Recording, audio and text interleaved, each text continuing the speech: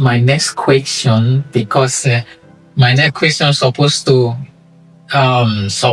fall on the if you have seen any person from this refugee community or somebody um, living outside the asylum house, which he or she have been uplifted or get rid of trauma or substitute the trauma from expanding or growing through the involvement in artistic. I make a remark. What I sometimes wonder is if it's also, while it's a way for healing, could it also be a way for re-traumatizing if you continue to talk about it, and of course your emotions go into it in order to play a theater in a realistic way. You have to kind of put yourself back into that situation.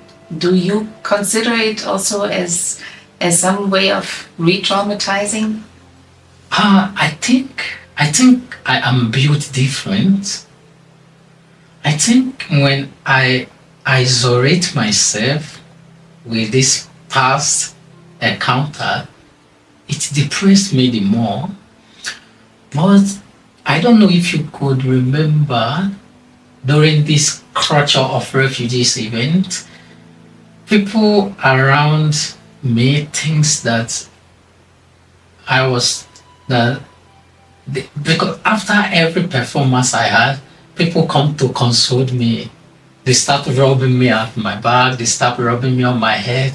They start, sending a word of condolence to me. So I could see the pain in them. Even many of them, tears drop from their eyes. They were not in. They did not encounter what. I would put it this way: they were not there, but they tried to put themselves in my shoe to feel the pain. But me performing it is a way of letting out the trauma. But in other people, saying it often re-traumatize them. But in my own case, also with the book that I told you that I'm writing, more I write, sometimes I shed tears.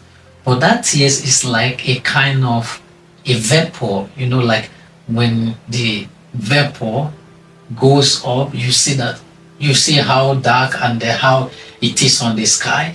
This tears is like something pain that comes out from my mind, that which if I didn't say, the tears will remain inside me, and which will mean trauma.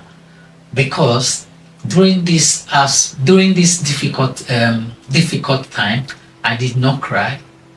I was always staring at people, staring at the sky. I was like zombie. So, but now it's the time that I share tears, and sharing the tears is releasing myself from pain. And sometimes I always try to isolate myself in my room, which if anytime this happen, I don't want people around me, I don't want to talk about something, I become more depressed. But more I sing it, put it in songs, put it in writing, in book format, put it in acting, I become free. I become a free man that I am today. Not that I'm truly free, but all those artistic things set me a little bit free from those trauma. Yeah, that's great. It's a process. It happens over time. So that is why sometimes that's why I also, have an idea of building up this